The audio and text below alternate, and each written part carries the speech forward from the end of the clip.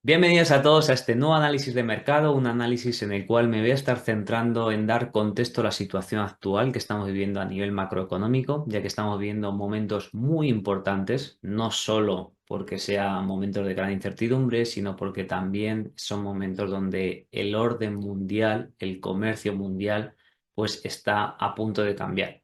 Vamos a intentar explicar cuál es la situación actual, dar razones y justificaciones con datos de por qué esto está ocurriendo y luego pues barajar diferentes escenarios.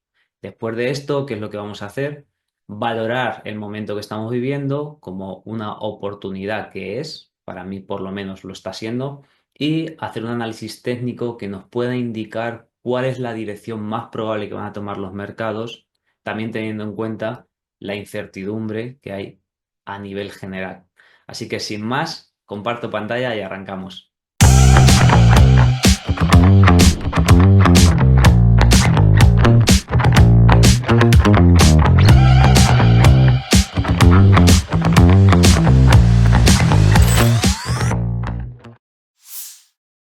En esta primera parte del análisis vamos a trabajar estos cuatro puntos en profundidad.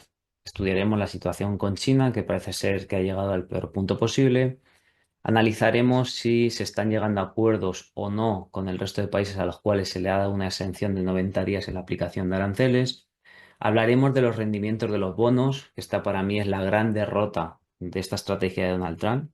No ha conseguido su objetivo. Su objetivo era poder refinanciar su deuda a un menor tipo de interés y la tensión que ha habido o la volatilidad que ha habido en este mercado ha impedido que eso pueda ser así por el momento. Es decir, por ahora Donald Trump está fracasando en esta parte de su objetivo, que es bajar los rendimientos de los bonos y poder financiarse a un menor déficit, a un menor tipo de interés.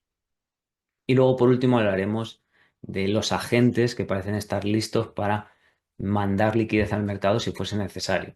Entonces, con esto veremos cuáles son los posibles escenarios en base a lo que está ocurriendo con cada uno de estos agentes. El primero de ellos es China, ¿no? En China ya decimos, la situación es difícil que vaya peor. Bueno, las relaciones comerciales están totalmente rotas después de poner aranceles del ciento y pico por cien mutuamente. Ahí podemos decir que la relación está totalmente rota. Y lo que ha ocurrido ahora es que se ha intensificado un poco más, es decir, parecía que no podía ir a peor, pero se ha intensificado un paso más cuando China ha pedido a sus aerolíneas que dejen de comprar aviones y repuestos a una empresa americana que es Boeing. ¿Qué ha hecho en contraposición Donald Trump? Pues pedirle a Nvidia una licencia de exportación para poder vender a China, lo cual impide que en este caso Nvidia pueda vender chip H20 a China. Y esto, pues evidentemente es algo negativo ya no solo para Estados Unidos y China, sino realmente el problema lo tienen las empresas, que en este caso, por ejemplo, Nvidia va a perder 5.500 millones de dólares del primer trimestre del año. Es decir, que si eso lo extrapolamos a todo el año, estaríamos hablando de perder 20.000 millones de dólares. Claro, eso desde luego pues es perjudicial no solo para Estados Unidos, para China, para la empresa que evidentemente es la más perjudicada, pero también para la economía en general. Es decir, esto está enfriando mucho más el crecimiento económico. Entonces, en esta situación, claro, como digo, es difícil que vayamos a peor.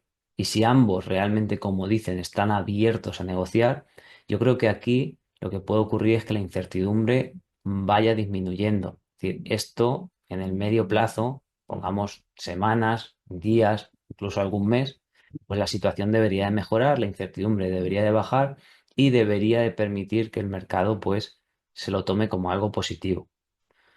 Más allá de eso, ¿qué tenemos? Pues tenemos también los acuerdos con el resto de países. ¿Qué está ocurriendo? Pues que sí, han llamado muchos países a negociar con Estados Unidos, pero de momento no hay acuerdos. Y lo que sí que se está haciendo es, fuera de los Estados Unidos, estos países que son amenazados con los aranceles están llegando a acuerdos mutuos para fortalecer relaciones. Esto evidentemente a Estados Unidos no es lo mejor que le puede pasar, porque si todos se uniesen contra Estados Unidos, pues el más perjudicado desde luego sería Estados Unidos. No sé si va a pasar, pero yo creo que esto en cierta medida ya es una muestra de, vale, todo lo que estamos vendiendo a Estados Unidos posiblemente lo vendamos más caro, tenemos que buscar otros mercados. Entonces, esto puede provocar un movimiento bastante importante en las relaciones comerciales mundiales, ya que muchos países pues, pueden decidir exportar menos a Estados Unidos si no llegan a acuerdos y por otro lado pueden decidir buscar mercados alternativos entre estos socios que también están siendo amenazados con los aranceles. Yo creo que principalmente pues, llegarán a acuerdos con Estados Unidos, pero desde luego esto es un nivel de incertidumbre que no ha desaparecido. Porque además, recordemos, tenemos 90 días de tranquilidad, pero a medida que esos 90 días vayan pasando y no se lleguen a acuerdos, pues las tensiones pueden aumentar. Entonces, aquí, a diferencia de lo que pasa con China, no me atrevería a decir que que la incertidumbre va a ir cayendo, sino que se va a mantener estable. Si conforme pasen los días vemos que hay acuerdos, pues la incertidumbre se reducirá. Y si vemos que no hay acuerdos, la incertidumbre aumentará. ¿Qué va a ocurrir en los mercados? Dos escenarios. Primer escenario, la incertidumbre disminuye, el mercado sube. Segundo escenario, la incertidumbre no disminuye, sino que aumenta, pues ahí sí veremos mercado nuevamente caer.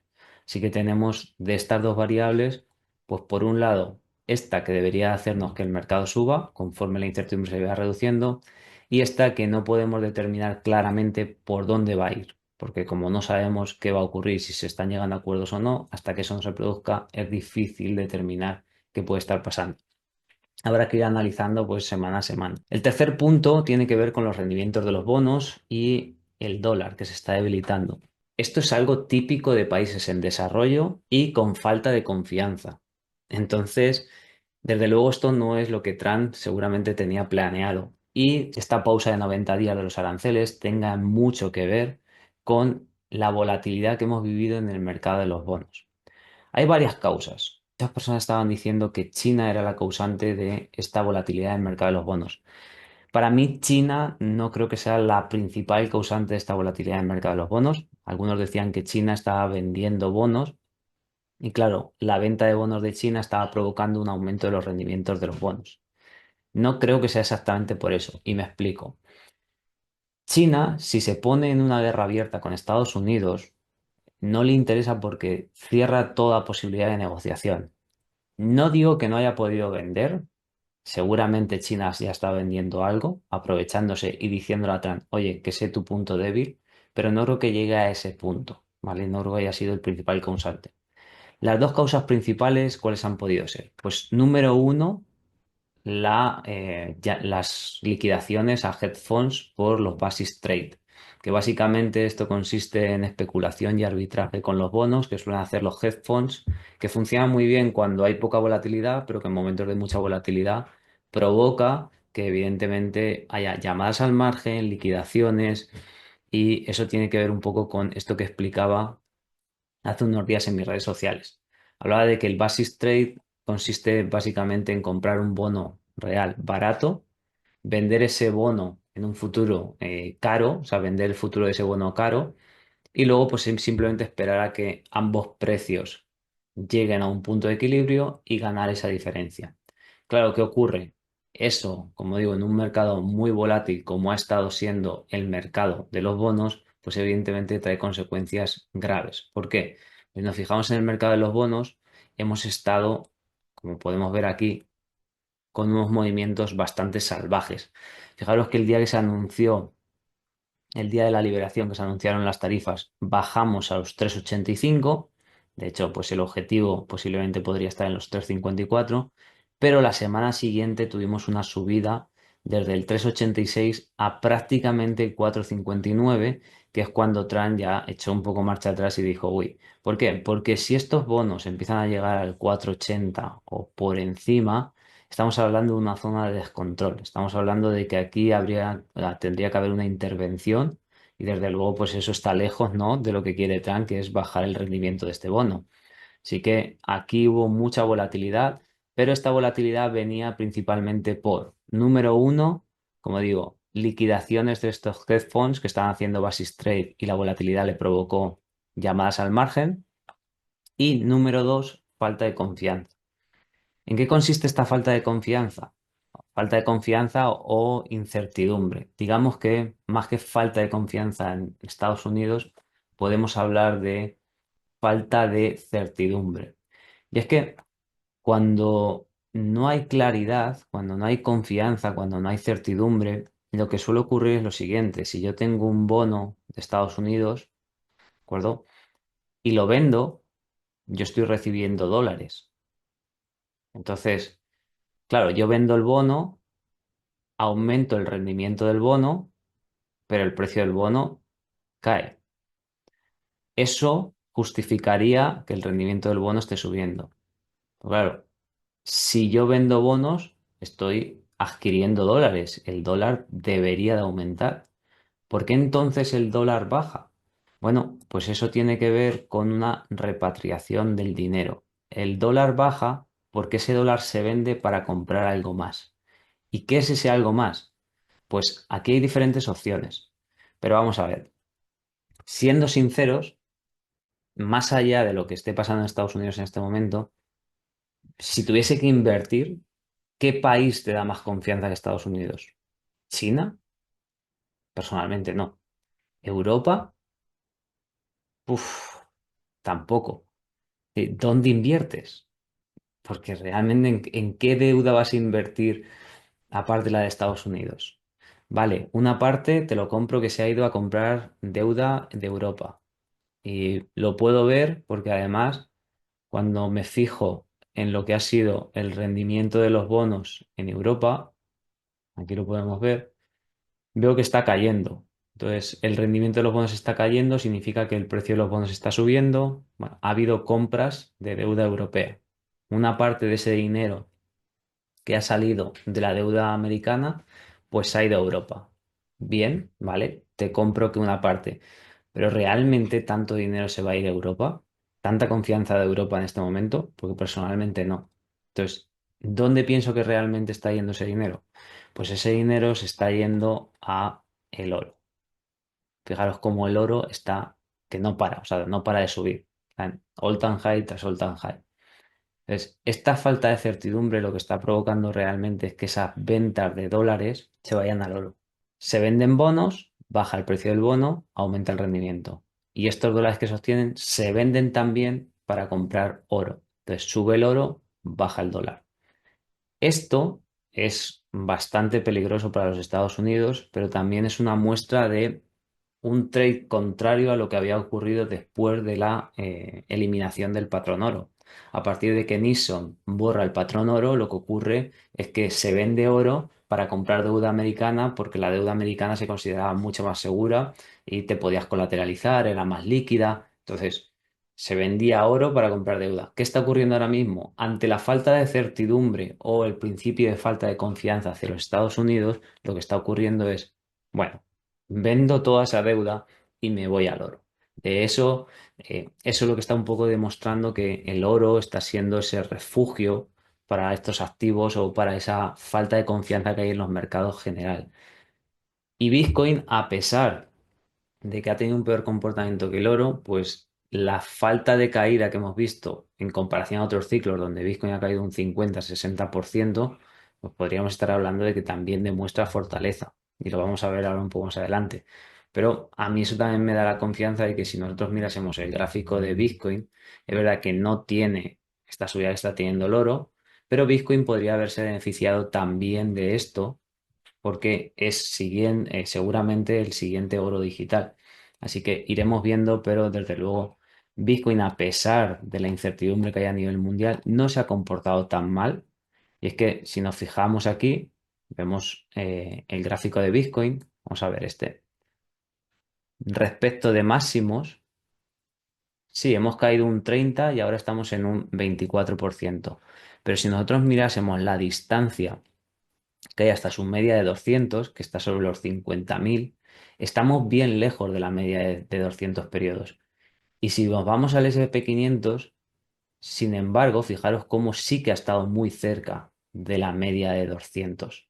Entonces, en porcentaje el SP 500 ha caído menos, pero en proporción, acercándose a su media, pues evidentemente se ha comportado peor que Bitcoin. Y esto para mí es un indicativo de fortaleza en este caso de Bitcoin. Vale, pues teniendo esto claro, teniendo en cuenta la explicación de por qué los rendimientos de los bonos están subiendo mientras el dólar se está debilitando, y que no es seguramente una causa única, sino que es la consecuencia de pues, esas liquidaciones, de China que ha podido vender u otros participantes que han estado vendiendo deuda, y de esa falta de certidumbre que nos ha llevado a la mayoría de inversores a irnos al oro, pues ya tenemos un panorama más claro. Con esto claro, lo que tenemos que tener en cuenta es que en el momento que el rendimiento del bono se disparó, todo el mundo se puso en alerta. Y fijaros las últimas declaraciones que han estado diciendo miembros de la Fed, miembros del gobierno y otros bancos centrales. Besen, el secretario del Tesoro de los Estados Unidos, dijo, oye, si es necesario, nos podemos a comprar, hacer recompras del Tesoro. ¿Qué dijo Collins de la Fed? Oye, si es necesario, tenemos las herramientas para estabilizar los mercados. ¿Qué dijo Waller de la Fed? Si la desaceleración inducida por los aranceles es significativa y amenaza con una recesión, esperaría favorecer, ¿qué significa eso? Bueno, bajar tipos de interés e inyectar liquidez. Y el Banco de Japón ha dicho que va a parar las subidas de tipos de interés. ¿Qué significa parar subidas de tipos de interés? Dejar de sacar liquidez del mercado. ¿Qué ha dicho Europa, el Banco Central Europeo? Que vamos a seguir bajando tipos de interés ante la amenaza de aranceles, es decir, más liquidez al mercado. Así que, por tanto, todo esto me indica que están claramente marcando el discurso necesario para poder inyectar toda esa liquidez al mercado y eso es algo que definitivamente haría que los activos de riesgo y mucho más las criptomonedas puedan tener un movimiento alcista significativo. Así que por este lado, creo que está claro que la tesis sigue siendo totalmente válida y que lo que hablaba hace unas semanas de que se acercaba una ola de liquidez, hoy en día está mucho más cerca. No sé si va a ser inmediato, porque dependerá un poco también de lo que vayan tensando aquí las cuerdas, ¿vale? De estos tres factores principalmente, de la situación con China, de la situación y negociación con el resto de países y sobre todo de qué tanto se descontrole estas subidas en los rendimientos de los bonos para que se pongan a actuar de inmediato. Con todo esto, ¿cuáles son los escenarios posibles? Pues bajo mi punto de vista, si no llegamos a acuerdos tanto con China como con otros países, seguramente entremos en un escenario de recesión mundial. Este escenario de recesión mundial nos va a llevar a hacer nuevos mínimos en los mercados, está claro. Y aquí los bancos centrales actuarán, meterán liquidez, inyectarán dinero, harán una QE y volveremos a ver una recuperación, pero previo a eso tendremos caídas en el mercado significativas. ¿Por qué? Porque evidentemente, pues seguramente llegamos a puntos de recesión. Entonces, hasta que esas medidas que tomen los bancos centrales tengan efecto, veremos nuevos mínimos. Por otro lado, tenemos el escenario donde se llegan a acuerdos. Si se llegan a acuerdos tanto con China como con el resto de países, el mínimo está hecho y a partir de aquí lo que podemos esperar es un poco más de consolidación antes de irnos al alza. ¿Por qué? Bueno, básicamente se reduce la incertidumbre. Y esto es lógico. Si los aranceles se mantienen en estos niveles, pues la inflación se va a notar. Es decir, podremos ver inflación que vaya al 4 o 5%, según han dicho más o menos, que podría llegar este año si se mantienen los aranceles tal y como están. Por otro lado, si los aranceles se mantienen en un mínimo, pues la inflación prácticamente no lo va a notar. Y eso va a hacer que el mercado pueda seguir subiendo tranquilamente porque la Fed tampoco va a tener que intervenir de manera agresiva. Y el tema de la recesión aquí evidentemente queda un poco más difuso. No sé exactamente si podríamos llegar a ver una recesión, si no, habrá que ir analizando poco a poco, porque a pesar de que los aranceles puedan a priori tener un efecto inflacionario, también tienen un efecto disuasorio, un efecto de enfriamiento económico y eso pues puede provocar que veamos algo de decrecimiento. No sé si llega a la recesión, pero desde luego de crecimiento. Más que inflación, yo veo decrecimiento. Y ya aquí pues dependerá un poco de cuánto afecten para poder ver que la Fed actúa más o menos rápido y por tanto pues ver subidas más o menos agresivas. Y por último tenemos un escenario de intervención. Este escenario es tipo COVID. Aquí veríamos Vs, literalmente. Seguramente viésemos nuevos mínimos, pero recuperarían muy rápido. Y este escenario solo contemplo si no se llega a controlar este interés del bono de toda la curva. 10 años, 20 años, 30 años, 40 años. Entonces tendremos que vigilar seguramente qué pasa con los bonos. De momento se está relajando. Vemos que desde el máximo que marcamos en 4,59 hemos venido a 4,33. Si esto se controla y sigue bajando, es de esperar que no haya un descontrol, como venimos diciendo, pero como esto suba y hay una zona de descontrol, lleguemos a la zona de descontrol, aquí va a haber una intervención masiva de los bancos centrales. ¿Por qué? Porque todo el sistema financiero es demasiado débil como para permitir que esos rendimientos de los bonos suban tanto. Entonces, sí o sí veríamos una intervención, eso provocaría un crash en un primer momento por el descontrol que provocan esa subida de los rendimientos, pero la intervención sería tan agresiva que podríamos ver una recuperación en nube tipo COVID. Así que estos son los escenarios que barajo para las diferentes situaciones de mercado. Luego, evidentemente, los datos y día a día tendremos que ir analizando cuál de ellos tiene más probabilidades y finalmente pues adaptando las carteras a todo esto. Bueno, pues como veis, de momento tenemos mucha incertidumbre en los mercados. Parecía que después de la aplicación de las tarifas esto iba a cambiar y vamos a tener más certidumbre. No está siendo así, seguimos teniendo bastante incertidumbre y lo único que tenemos que tener en cuenta es que esto puede afectar a nuestras configuraciones técnicas que veamos en los gráficos. Eso tampoco quiere decir que no podamos analizar técnicamente. Lo interesante es que ahora hagamos un análisis técnico, veamos cuáles son esas zonas claves, qué está haciendo el precio, porque la acción del precio suele marcarnos muy bien qué es lo que puede hacer y simplemente gestionar, si cabe, mejor aún nuestras posiciones porque sabemos que por un tuit o por golpe de una noticia, pues esa configuración técnica puede fallarnos y tenemos que estar preparados ante estos escenarios. Me gustaría empezar el análisis hablando de oportunidad. Siempre que tenemos el VIX en zonas altas o muy altas, suele marcarnos mínimos del mercado. Si nos fijamos sobre todo cuando llegamos a las zonas de 50 o por ahí, ¿vale? Estas zonas de por aquí, tenemos puntos donde históricamente hemos encontrado las mejores zonas de compra. Y eso ha ocurrido tanto en esta ocasión como en la época del COVID, como en 2008, en las cuales pues, nos indicó puntos máximos de volatilidad y eso significó mínimos o cerca de mínimos desde los cuales el precio pues, ha tenido una revalorización importante en los siguientes meses. Como digo, no significa que no podamos seguir cayendo, pero cuando el VIX está alto suele indicar oportunidad histórica de compra. Así que es algo que debemos de tener en cuenta. También el sentimiento de mercado, ¿no? Estamos en sentimientos de miedo, miedo o miedo extremo. Fijaros cómo desde la caída por debajo de los 90.000, el miedo extremo ha estado bastante presente en el mercado. Y la sensación general ha sido de miedo o de miedo extremo. Aquí lo podemos ver. Prácticamente hemos estado en miedo o miedo extremo desde que caímos por debajo de los 90.000, lo cual suele ser también durante ciclos alcistas una buena oportunidad de compra. Si nos vamos al gráfico de Bitcoin en una temporalidad semanal, lo que podemos identificar es que durante la semana pasada tuvimos una toma de liquidez de estos mínimos. A partir de ahí encontró la suficiente demanda como para poder envolver el cuerpo completo de la vela bajista semanal anterior.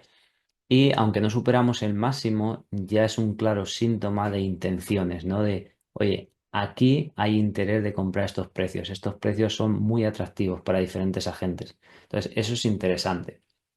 En una temporalidad diaria también se puede ver mucho mejor esto que estoy hablando. Podemos ver aquí cómo ya hubo interés, aquí también hubo interés. Lo veníamos diciendo, no era necesario hacer un mínimo, pero el hecho de haber hecho un mínimo por debajo de este de aquí y la forma en la que se compró denota bastante confianza. Fijaros el volumen con el que se compró, lo cual denota que hay mucho interés por seguir comprando. Otra clave que tenemos que vigilar es que los mínimos cada vez son más cercanos y eso también demuestra que los vendedores se están agotando. También podemos ver otra cosa interesante y es que las recuperaciones cada vez son más rápidas y con más volumen, así que también es otro síntoma de demanda. Claro, esto no significa que no podamos caer más, pero desde luego lo que significa es que los compradores en este caso están empezando a tomar el control. En una gráfica diaria ya mostrábamos que aquí teníamos una línea de tendencia y estábamos tocándolas. Fijaros, una vez, dos veces caemos, tres veces caemos, cuatro veces caemos fuerte. La quinta vez ya le cuesta un poco más caer. La sexta vez que intentamos caer, hacemos un intento de rotura al alza que no cierra. Entonces caemos un poco más. Séptima vez que es esta, rompemos, cerramos por encima de la línea, aunque no confirmamos. Y en esta última ocasión, la siguiente vela de ayer, parecía que podríamos haber confirmado, pero nos dejó en una forma de toma de liquidez, lo cual es indicativo de que vamos a corregir un poco. ¿Hasta dónde? Bueno, habrá que ver cuánta cantidad de demanda entra aquí, pero desde luego esto ya es una señal, como digo, de interés comprador. En una gráfica de 4 horas estamos viendo algo bastante similar a lo que veíamos en una gráfica diaria. Varios intentos de rotura, un intento de rotura y cierre, pero no confirmamos. Aquí un intento de rotura, no confirmamos. Y justo ayer, cuando parecía que podíamos confirmar, lo que tuvimos fue una toma de liquidez de este máximo y volvimos a caer. Ahora mismo nos encontramos en la zona de base, la zona de los 83.000, la parte baja, con lo cual, ¿qué es lo que podemos pensar aquí? Bueno, lo primero que estamos ante un impulso bajista. Por tanto, si estamos ante un impulso bajista y tomamos un retroceso de Fibonacci, nos damos cuenta de que ya hemos superado zonas importantes como la de 61 y 65% y ahora estamos por encima. Así que siempre que nos mantengamos por encima de estas zonas, para mí es un claro indicativo de que podemos seguir subiendo. Entonces, si el mercado se mantiene calmado, yo creo que podríamos consolidar durante esta zona, poder tener incluso alguna toma de liquidez por la parte de abajo, y por la zona de los 81.000 hasta incluso los 80.000, pero desde ahí recuperar esta zona e ir a buscar nuevamente el máximo anterior. Esto ya significaría una rotura de la estructura interna y por tanto pasar de estar bajistas en 4 horas a estar alcistas. Primera condición necesaria para poder pensar en un movimiento al alza. Esto es como condición necesaria, pero no suficiente. Ahora bien, si el mercado cayese por debajo de esta zona, por debajo de los 82.000, 81.000, ¿ya tendríamos que dar todo por perdido?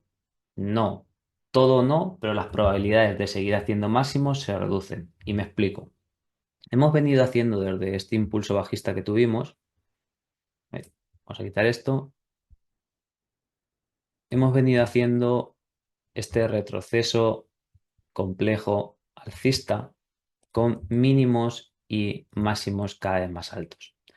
Pero el último mínimo se encuentra en la zona de los 78.000. En esta zona, hasta que llegásemos aquí, todavía me daría confianza para poder ejecutar incluso alguna operación, sobre todo si caemos de forma lenta. Si caemos sobre estas zonas sin romperlas y vemos que caemos de una forma lenta, todavía, como digo, me daría confianza para pensar que podemos venir a atacar nuevamente la zona de los 87.000, que además coincide con la zona donde más liquidaciones hay en este momento. Vemos que la zona de los 86.600, 87.000 es una zona donde todavía los cortos están fuertemente apalancados y no conseguimos barrerla del todo. Así que cabe esperar que podríamos incluso eso, bajar un poquito más y luego, si encontramos la suficiente demanda, venir a atacar esta zona. Así que personalmente, hasta que no rompiésemos esta zona de los 78.000, todavía las condiciones para seguir alcista siguen ahí, ya que, pues como vengo diciendo, hemos ido encontrando eh, puntos o claves que nos muestran que ha habido demanda. Esto no es 100% seguro, así que tenemos que bajar todos los escenarios. Si rompiésemos esta zona, desde luego ya la cosa se complicaría y pensaría más bien que podemos bajar a hacer nuevos mínimos que una vez llegar aquí, pues tendríamos que vigilar la fuerza con la que se compra, porque desde luego, si se compra con la fuerza que se ha comprado aquí abajo, para mí es un síntoma claro de que tenemos nuevamente una oportunidad de seguir posicionándonos y en esa ocasión ver cómo reaccionaría sobre la línea, pero viendo que ya hemos tenido casi un intento de conseguirlo, pues muy probablemente pensaría que sobre esta zona sería más que probable poder tener una rotura al alza y al menos ir, como digo, nuevamente a la zona de los 88, inclusive un poco más arriba. Con respecto a Ethereum, Pues poco que decir aquí. Ethereum es como Bitcoin, pero con mucha menos fortaleza. Entonces tenemos que ser incluso más precavidos. Esta zona de aquí, que para mí era clave, vino, tomó la liquidez que había por debajo y recuperamos. Y es bueno que nos quedemos por encima, porque aquí significaría que es una toma de liquidez. Pero hasta que no nos montemos por encima de los 1750, no está fuera de peligro. Hasta que no veamos una subida por encima de los 1750 e incluso que nos quedemos por aquí acumulando un poco, no pensaría que el camino para Ethereum está hecho. Esta zona para mí es muy importante, ¿por qué? Porque esta zona significa romper el máximo anterior y venir a estos máximos. Entonces, si esta zona no la respeta, lo más probable que sería, pues mínimo venir a esta zona de aquí, la zona de 1200, 1300, y desde luego pues sería una zona donde posiblemente veamos nuevamente una reacción del precio. ¿Vale? No sé si para hacer empezar a construir una tendencia alcista, pero sí desde luego para pensar que vamos a tener un rebote al alza. Solana, ¿qué tenemos? Un buen rebote desde la zona de 100, zona de demanda, tenemos rebote con fuerza y ahora la clave va a ser que consigamos romper esta estructura que tenemos aquí. Sería interesante ver que Solana pueda hacer algo como esto, aunque bajemos un poquito, que nos situemos por la zona de 120 y aquí consiga consolidar esta zona para ya poder ir a atacar las siguientes zonas de resistencia que estarían en la zona de los $170. BNB, más de lo mismo, ha tenido un rebote desde aquí hasta la zona de 700, volvió a tocar esta zona, rebotó un poquito menos, 640, ahora no ha llegado a la zona y ha rebotado un poquito menos. Habrá que ver, pero claramente en BNB lo que debería de ocurrir para pensar en un escenario alcista sería que rompiésemos la zona de 660, 650 y nos coloquemos por aquí.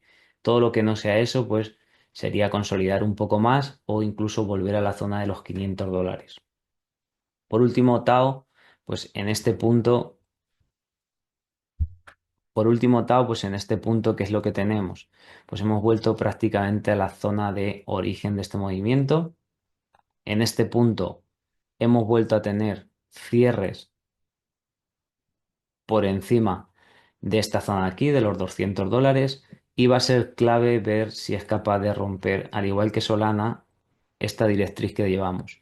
Si es capaz de romper esta directriz y situarse por encima de estas zonas, 260, y acumular por encima de los 220, 240, creo que puede ser bastante factible que la volvamos a ver mínimo en 350 y a partir de aquí, si consigue romper esa resistencia, iremos a buscar máximos anteriores. Pero como pronto deberíamos de pensar en, número uno, que consiga romper esta directriz, número dos, que consiga mantener apoyo sobre la zona de los 230 y número 3 ir a atacar los 350. Bueno, pues hasta aquí el vídeo de hoy. Espero que este análisis te haya servido para contextualizar mucho mejor la situación actual, para que te permita saber cuáles son esas llaves que pueden ayudarnos a reducir la tensión o cuáles son aquellas otras que pueden elevar la tensión y la incertidumbre y por tanto llevarnos a un escenario más pesimista.